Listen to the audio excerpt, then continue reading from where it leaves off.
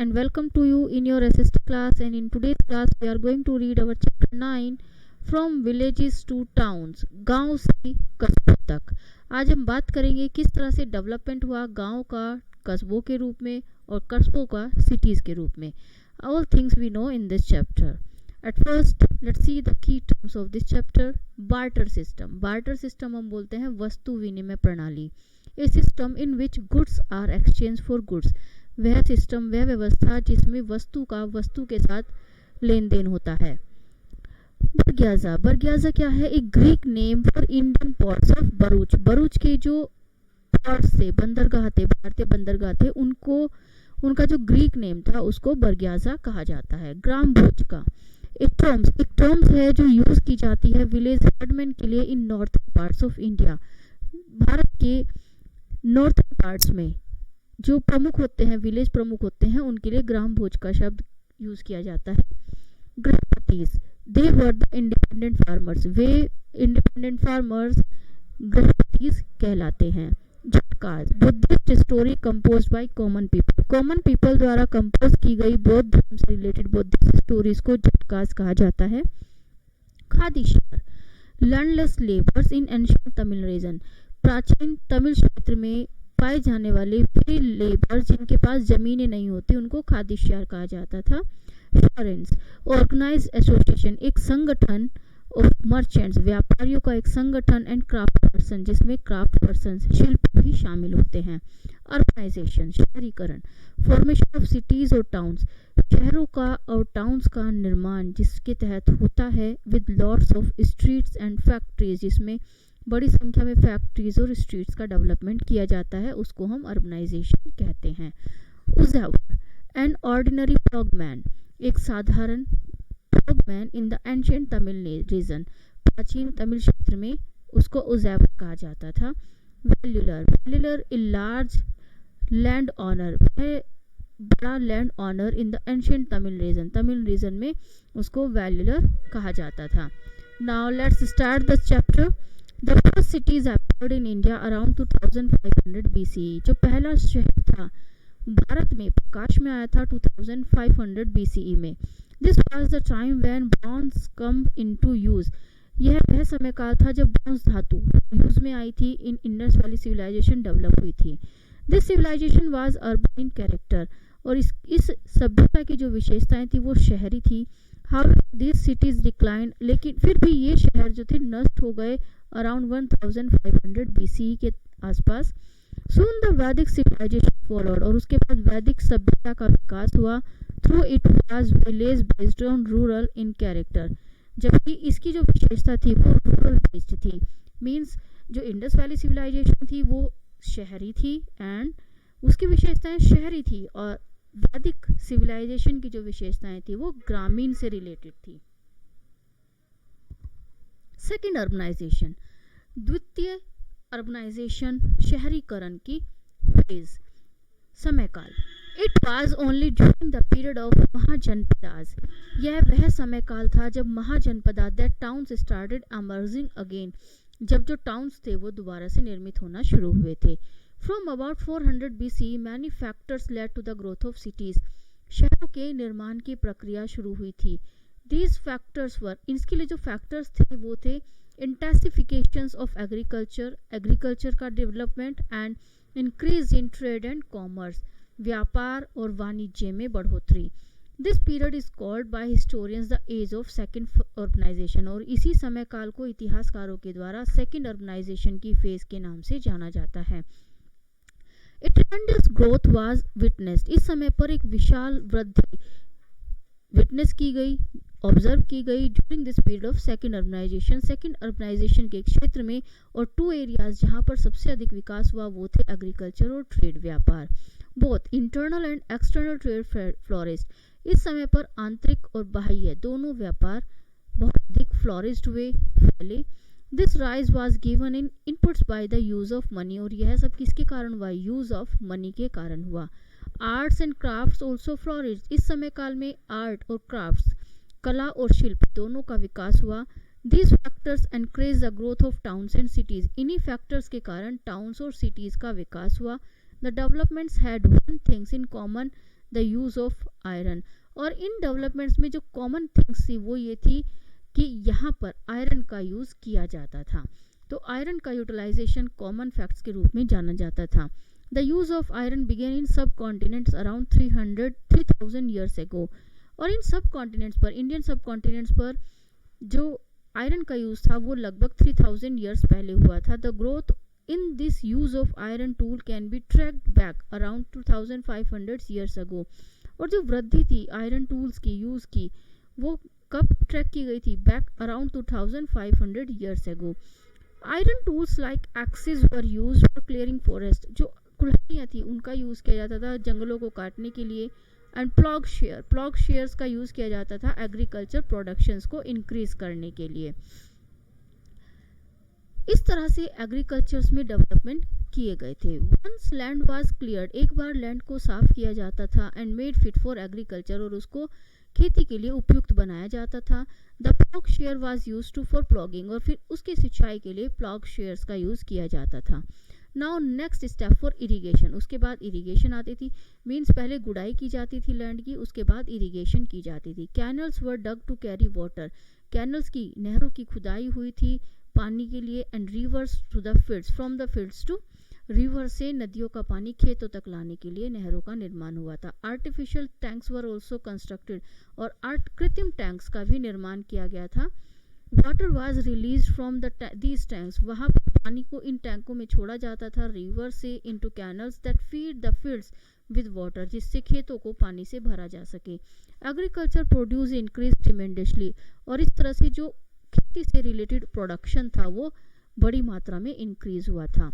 ब्लैकस्मिथ्स were in great demand, जो blacksmith से लोहार थे उनकी बहुत अधिक डिमांड्स थी। It became the specialised skills, और इनके पास विशेष कुशलता थी। The techniques use for making iron was applied to make things, यहाँ पर जो आयरन की मेकिंग की टेक्निक्स थी वो यूज़ की जाती थी glass, ivory, beads, bones and shells के निर्माण के लिए। फीचर्स ऑफ दिस पीरियड, इस समय की क्या विशेषता थी? Pali and Sanskrit book give detail information about flourishing towns. Pali और संस्कृत भाषा में लिखी गई बुक्स से हमें डिटेल इंफॉर्मेशन, जानकारी प्राप्त होती है कि किस तरह से टाउन्स फ्लोरिश्ड हुए, डेवलप हुए।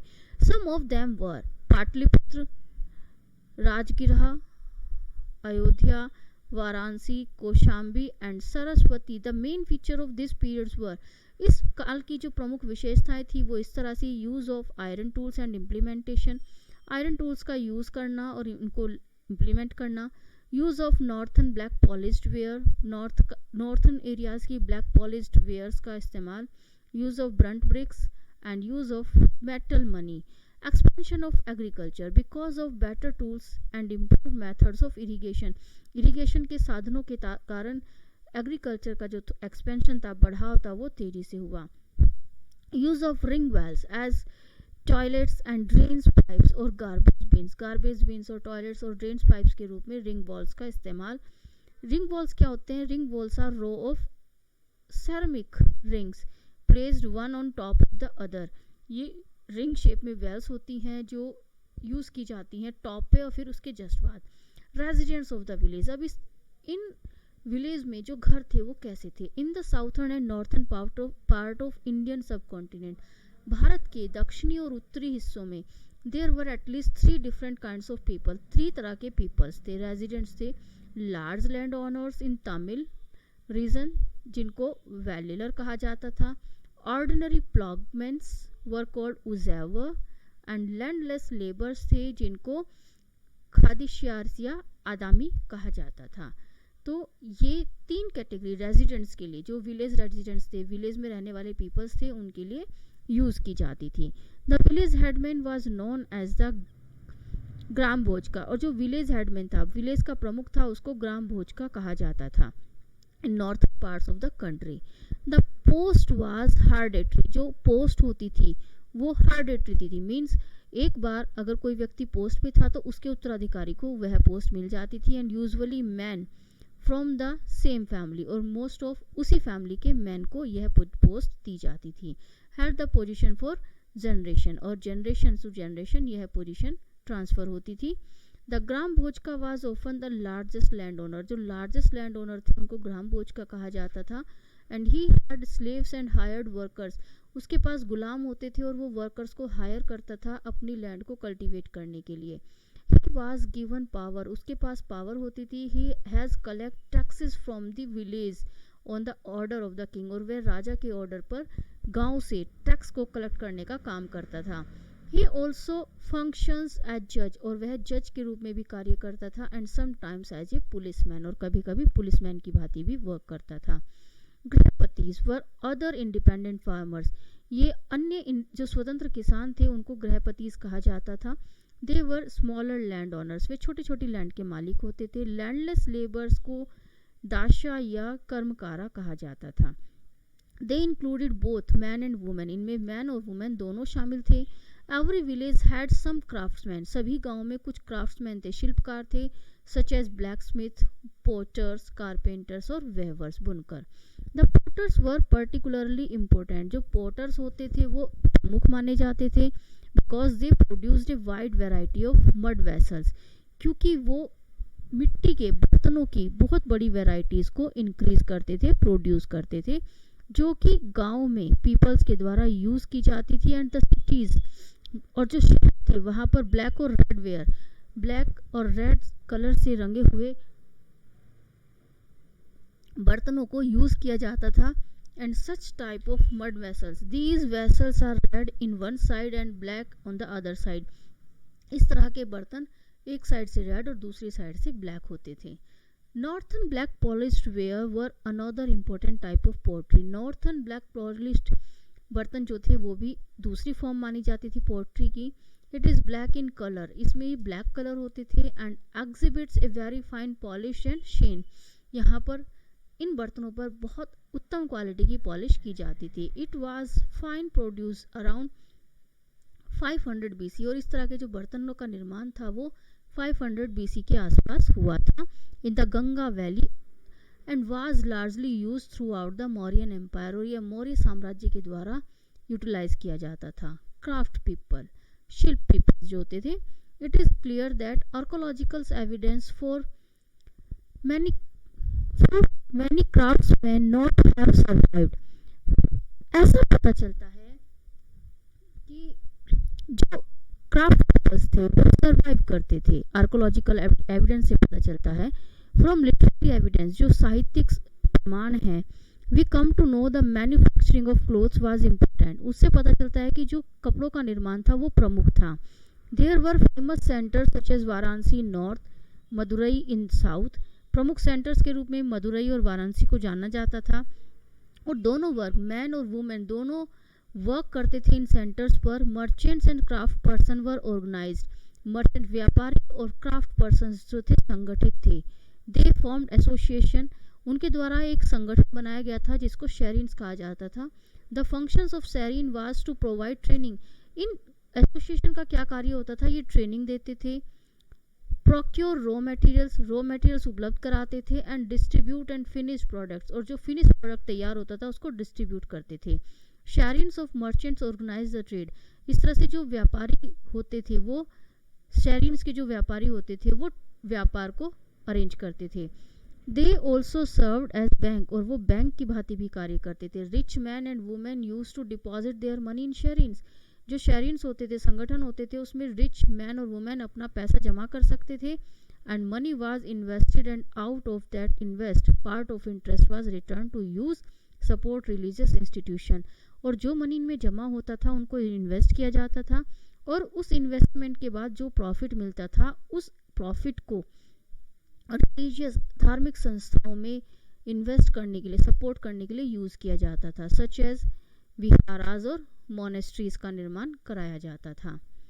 इस तरह से हमें पता चलता है कि जो नई नई टेक्नोलॉजी थी उसको यूज किया जाने लगा था। From the Arthashastra, rules for spinning and weaving, धागा बनाने और कपड़ा बुनने से रिलेटेड नियम्स। A description of how spinning and weaving could be done in workshop under the supervision of special officials is given in detail.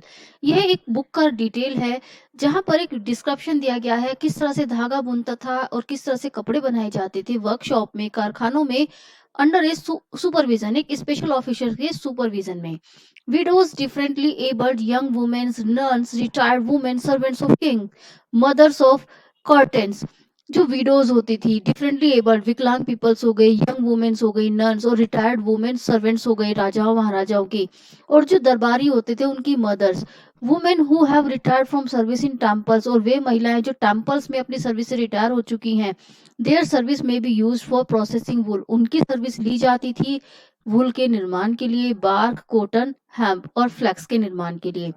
They should be paid as according to the quality and quantity of work, और उनको जो payment दी जाती थी वो उनकी work की quality और quantity, मात्रा, दोनों पर डिपेंड करती थी। Women who are not permitted to leave their homes, और वे महिलाएं जिनको परमिशन नहीं थी घर से बाहर जाने की, depute maid servants to bring raw materials from the superintendent, और उनको वे नौकर्स के थ्रू सुपरिंटेंडेंट्स के पास से रॉ मटेरियल्स मंगवाती थी और कंप्लीट वर्क को उनके साथ सेंड कर देती थी। Womens who can visit to workshop go at dawn and give their work and collect their wages, और जो महिलाएं वर्कशॉप में काम कर सकती थी, जा सकती थी, वो वहां पर जाती थी और अपने वर्क को सबमिट कराकर वहां से पैसा ले लेती थी मजदूरी के रूप में। There should be enough light to examine the work, और पूरा वहां पर पूरा प्रकाश होता था वर्क को एग्जामिन करने का। If the superintendent talks about anything other than the work with the women, और जो सुपरिंटेंडेंट था अगर वो कुछ भी किसी और other than the work with the women, महिलाओं के साथ बात करता था, ही शुड बी पनिश्ड, उसको पनिश किया जाता था। If A women does not finish her work, और अगर कोई महिला अपना काम पूरा नहीं करती थी, शी विल हैव टू पे a fine and her thumb can be cut off, उसको फाइन देना पड़ता था और उसका जो अंगूठा होता था वो कटवा दिया जाता था।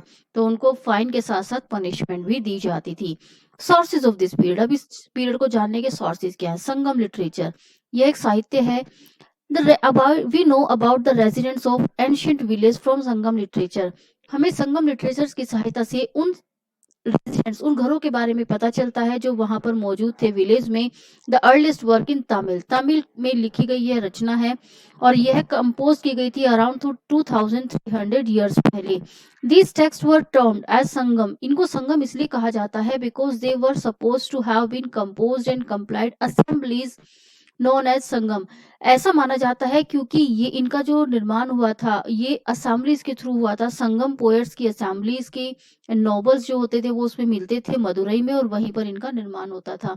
The literary text pertaining to this periods make a mention of many towns, और जो लिटरेरी टेक्स्ट थे यहाँ पर उन रचनाओं में उस समय के टाउन्स के बारे में जो उस समय पर मौजूद थे उनका विवरण मिलता है। Some of this towns are Kaveripattinam, just like Kaveripattinam, Bodh Gaya, Pataliputra, Vaishali, Kaushambi, Arikamedu, Mathura, राजगिरहा और उज्जैनी, इन सब के बारे में हमें जानकारी प्राप्त होती है। Next is झटकास। झटकास क्या थी? झटकास वो स्टोरीज हैं जो कंपोज की गई थी कॉमन पीपल्स के द्वारा and written down and preserve by Buddhist monk, और जो बौद्ध धर्म से रिलेटेड साधु थे उनके द्वारा उनको संरक्षित किया गया था, प्रिजर्व किया गया था। They tell us about the life and times of this period, और ये हमें उस समय काल की जीवन और जीवनचर्या के बारे में बताती हैं। यहाँ पर एक स्टोरी दी गई है, झटका टेल का एक एग्जाम्पल है। ए मैन नेम्ड वाइज, एक व्यक्ति जिसको बुद्धिमान कहा जाता था। पहले हम स्टोरी जानते हैं।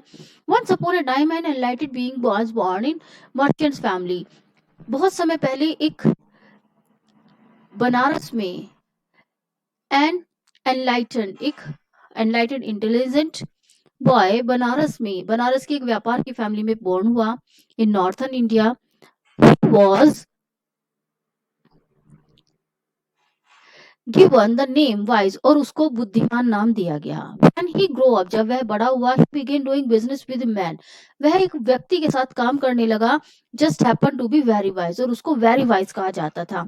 It come to pass that wise and very wise took a caravan of 500 blocks, अब वो एक रास्ते से जा रहे होते हैं, वाइज और वेरी वाइज एक कारवा के साथ, जिसमें 500 बैलगाड़ीज थी, इनटू द कंट्री साइड, बाहर की ओर, देश से बाहर जा रहे थे। After selling all their goods, जब उन्होंने अपना सारा सामान बेच दिया, दे रिटर्न टू बनारस, वे बनारस आ रहे थे विद देयर हैंडसम प्रॉफिट, उस प्रॉफिट के साथ जो उन्होंने अपने माल को बेचकर कमाया था। When it come time to split their gains between them, अब जब समय आया कि वो उस प्रॉफिट को आपस में डिवाइड करें, वेरी वाइज सेड, जो बहुत बुद्धिमान था उसने कहा, I should get the twice as much profit as you, मुझे तुमसे दुगना प्रॉफिट मिलेगा। How come, asked wise, wise ने पूछा ऐसा क्यों, because you are wise and I am very wise, क्योंकि तुम बुद्धिमान हो और मैं बहुत बुद्धिमान हूँ। It is obvious that wise should get only half as much as very wise, अब यह बहुत विशिष्ट बात हुई कि जो वाइज है उसको वेरी वाइज का आधा ही मिलेगा। देन वाइज आस्क्ड, वाइज ने कहा, don't we both invest equal amounts, कि हम दोनों ने इक्वल अमाउंट इन्वेस्ट किया है इस कारवा ट्रिप में, तो why do you deserve twice, तो तुम्हें दुगना क्यों मिलना चाहिए, एज मच प्रॉफिट एज मी, इक्वल पार्ट्स हम दोनों के बीच डिवाइड होना चाहिए। तब वेरी वाइज ने कहा, because of my quality of being very wise, मुझे मुझे वेरी वाइज कहा जाता है, इसलिए मेरी क्वालिटी के कारण मुझे डबल, तुमसे दुगना मिलना चाहिए। In this way they quarrel went on with no ends in sight, अब इस तरह से वो झगड़ा करते रहे और चल दिए। Then very wise thought, I have a plan to win this argument, मेरे पास एक प्लान है इस आर्ग्यूमेंट को जीतने का। So he went to his father and asked him to hide inside a huge hollow tree. उसने अपने पिता से कहा, वह पिता के पास गया और पिता से कहा कि तुम एक, जो पेड़ की खोखर होती है, होलो खाली प्लेस होता है, उसमें छुप जाओ। He said, when my partner and I come by and asked how to share our profits, जब मेरा पार्टनर और मैं यहाँ पर आऊंगा और हम पूछेंगे कि कितना शेयर होना चाहिए प्रॉफिट्स का, देन यू शुड से, तब तुम्हें कहना है, very wise deserve double share, तो वेरी वाइज है उसको डबल शेयर मिलना चाहिए। Very wise return to wise, अब जो वेरी वाइज था उसने तो अपने पिता को खोकर में छिपा दिया, अब वह वाइज के साथ आया वहां पर। My friend, neither of you us wants this quarrel, let us go to the old scare tree, अब हमें इस झगड़े को खत्म करना है और हम चलिए उस पुराने पवित्र पेड़ के पास चलते हैं और उससे पूछते हैं कि वो हमारे झगड़े को खत्म करने के लिए कोई सेटलमेंट करेगा। When they went to the tree, जब वे ट्री के पास गए, वेरी वाइज said solemnly, जो वेरी वाइज था उसने विनम्रता के साथ कहा, माई लॉर्ड ट्री स्पिरिट, मेरे भगवान ट्री भगवान, वी हैव ए प्रॉब्लम, हमारे पास एक प्रॉब्लम है, काइंडली इसको सॉल्व कीजिए। Then his father hidden inside the hollow tree disguised his voice and asked, अब जो उसका पिता उसके होलो ट्री में यानी उसकी खोखर में छिपा हुआ था, उसने अपनी आवाज में कहा, what is your question, question पूछो। मैन सन सेड, तो उसके बेटे ने कहा, my lord tree spirit, this man is wise and I am very wise, यह आदमी वाइज है और यह मैं बहुत बुद्धिमान हूँ, वेरी वाइज हूँ। तो we have done business together, हमने एक साथ बिजनेस किया है, अब बताओ कि हमें प्रॉफिट किसको कितना मिलना चाहिए। अगेन डिस्कसिंग हिज वॉइस, अपनी विशाल आवाज में उसने फिर से कहा, wise deserved a single share, wise को सिंगल शेयर मिलना चाहिए और वेरी वाइज को डबल शेयर मिलना चाहिए, जैसा कि उसके बेटे ने उसको इंडिकेट किया था। हियरिंग हिज सॉल्यूशन, इस सॉल्यूशन को सुनकर वाइज ने डिसाइड किया to find out this reality, उसने उस वास्तविकता को जानने की कोशिश की कि ऐसा क्यों हुआ। The tree spirit speaking about inside the tree, कौन सी ट्री स्पिरिट, जो आत्मा है वो ट्री के अंदर से बोल रही है। So he through some into it and set it on fire, तो उसने उसके अंदर कुछ घास डाल दी उस पेड़ के खोखर में और उसमें आग लगा दी। Immediately very wise father grabbed onto the branch, तुरंत उसका जो पिता था जो पेड़ की खोखर में छिपा हुआ था वो उछलकर ब्रांचेस पर चढ़ गया and jumped out of the flames, और उस आग से नीचे कूद गया और जमीन पर गिर पड़ा। He said his own voice, उसने अपनी आवाज में कहा, although his name is very wise, यद्यपि उसका नाम बहुत बुद्धिमान है, but my son is just a clever cheater, लेकिन मेरा बेटा तो केवल एक चीटर है, धोखेबाज है, चतुर धोखेबाज है। I am lucky that the one named wise really is, so I have escaped only half roasted, कि वाइज जो है वो वास्तव में बुद्धिमान है और मैं हाफ रोस्टेड मतलब पकने से बच गया, जीते जी वो पक जाता, आग में जल जाता। Then wise and very wise share their profit equally, उसके बाद दोनों ने अपने अपने हिस्से को इक्वल शेयर किया। तो यहाँ पर eventually they both died and were reborn as they deserved, और जैसे समय के अनुसार उनकी मृत्यु और फिर उनका पुनर्जन्म हुआ जैसा वो डिजर्व करते थे। सो इस तरह से ये झटका टेल्स, इस तरह की कहानियां उसमें मौजूद होती थी। There are several other kinds of evidence, इसी तरह के बहुत सारे एविडेंस है, प्रमाण है जो उस समय की जीवन के बारे में हमें बताते हैं। They are stories in carved scenes depicting peoples lives in town, यहाँ इसी तरह की स्टोरीज में कुछ सीन्स हैं जो वहाँ के लोगों की, जो टाउन्स, विलेज और फॉरेस्ट में रहते थे, उनके जीवन को बताते हैं। These pillars are were used to decorate the gateways of buildings and that were visited by the people. इसी तरह के पिलर्स जो थे, रेलिंग्स पिलर्स थे, वो डेकोरेट करने के लिए गेटवेज को, बिल्डिंग्स की यूज किए जाते थे जहां पर लोग देखने उनको जाते थे। There are hardly any remains of palaces, यहाँ पर मुश्किल से ही कुछ ऐसे अवशेष हैं उस महलों के, मार्केट्स के और सेटलमेंट्स के, and homes of common peoples के। हाउस मेड ऑफ वुड, जो वहां के हाउस थे वो वुड, मड, ब्रिक्स और टैच, घास के बने हुए थे। And note survived, could not have survived. Accounts of travellers, इसी तरह से जो ट्रेवलर्स के द्वारा लिखी गई कुछ रचनाएं हैं, सेलर्स के अकाउंट्स हैं, उन सभी से भी हमें इंफॉर्मेशन मिल जाती है। One of the most details account that has been found by unknown Greek sailor, एक अकाउंट है जो अननोन है, जिसमें ये नहीं पता चलता कि किस ग्रीक सेलर ने लिखा है। He gives A vivid description of all the ports of visited, उन्होंने अपनी पुस्तक में उस समय के वहां के जो बंदरगाह थे, पोर्ट्स थे, उनका डिस्क्रिप्शन किया है। स्टोरी ऑफ बरग्याजा, एक Greek name for Bharuch, Bharuch जाति के लिए यूज किया गया ग्रीक नेम है। At Barygaza the gulf of very narrow, जो वहां की खाड़ी थी वो बहुत नैरो थी। And also very difficult to navigate for these common from the sea, और वह बहुत नेविगेट, संकरी थी, वहां से गुजरना बहुत कम मुश्किल था। ऑफ दोज कमिंग फ्रॉम सी, जो समुद्री रास्ते से आते थे। Experienced local fishermen employed by the king had to steer the ship, जो वहाँ के लोकल फिशरमैन थे वो वहाँ पर एक्सपीरियंस करते थे, उनको रोजगार दिया जाता था राजा महाराजाओं के द्वारा, जो उस समय के राजा महाराजा होते थे। The imports from into Barygaza included copper, जो इम्पोर्ट्स होते थे वहां से, उसमें copper, coral, tin, lead, topaz, wine, gold, silver, coins, इन सब, एंड क्लोथ्स, इन सब का इंपोर्ट किया जाता था।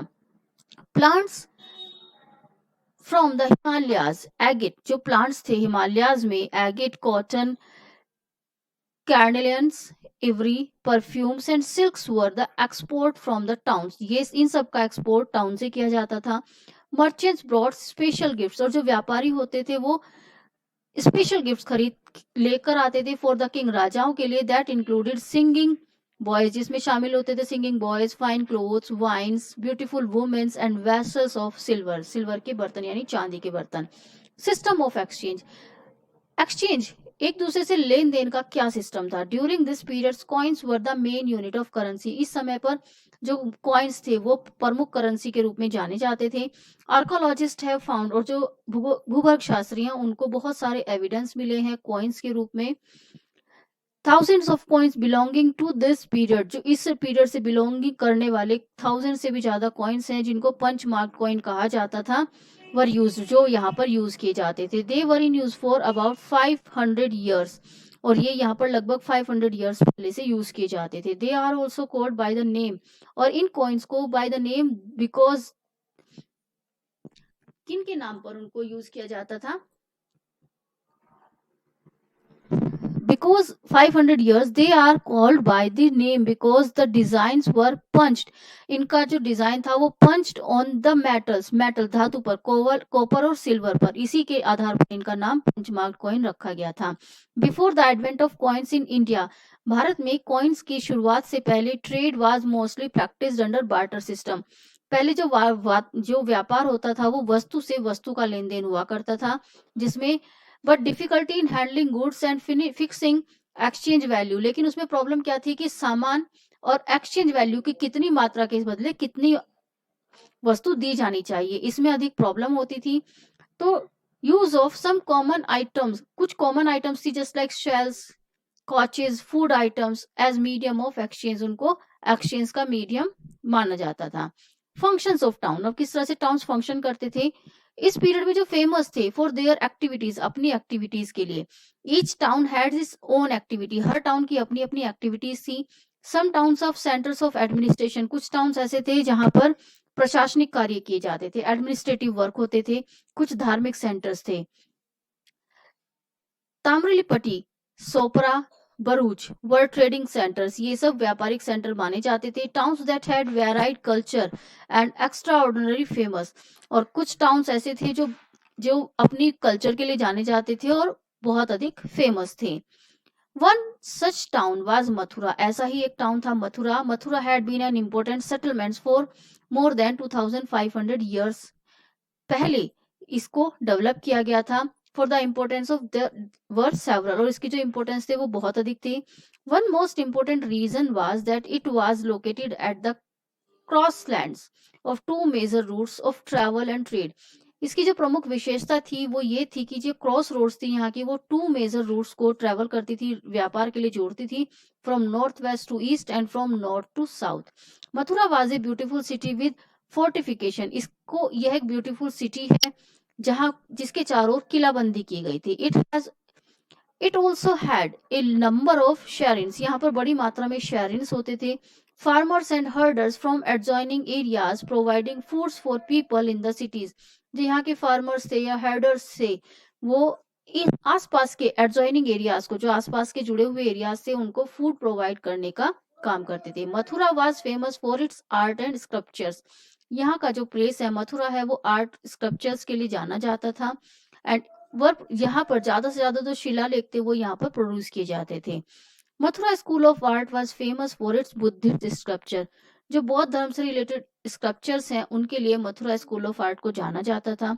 The Kushanas made Mathura their second capital, Kushanas जो राजवंश थे उन्होंने 2000 इयर्स के आसपास इसको अपनी कैपिटल सिटी भी बनाया था। Mathura was a big religious centre, यह एक धार्मिक केंद्र भी है। हैविंग बुद्धिस्ट मोनेस्ट्रीज, यहाँ पर बौद्ध धर्म से रिलेटेड मोनेस्ट्रीज मठ बने हुए हैं। जैन शेरीन्स है, and it was an important centre for worship of Lord Krishna, और यहाँ पर भगवान लॉर्ड कृष्ण की पूजा की जाती थी। Inscription on surface of stone slabs, जो पत्थर के स्लैब्स होते थे, स्टैचूज होते थे, उन पर इंस्क्रिप्शंस लिखी गई थी जो मथुरा में पाई जाती हैं। These inscriptions are short but tell us about the society of that time, ये छोटे छोटे इंस्क्रिप्शंस हैं लेकिन ये हमें उस समय के समाज के बारे में जानकारी देती हैं। Gifts given by men and women to monasteries are mention, यहाँ पर जो गिफ्ट्स दिए जाते थे महिला और पुरुषों के द्वारा इन मठों को, वो भी मेंशन किए जाते थे। Whether grants and gifts kings and queens, officials, merchants and craft persons made are recorded in these inscriptions, जो भी गिफ्ट्स क्वींस ये सब के द्वारा दिए गए जो भी गिफ्ट्स होते थे या ग्रांट्स होती थी वो सब इन इंस्क्रिप्शंस पर रिकॉर्ड के रूप में मेंशन कर दी जाती थी।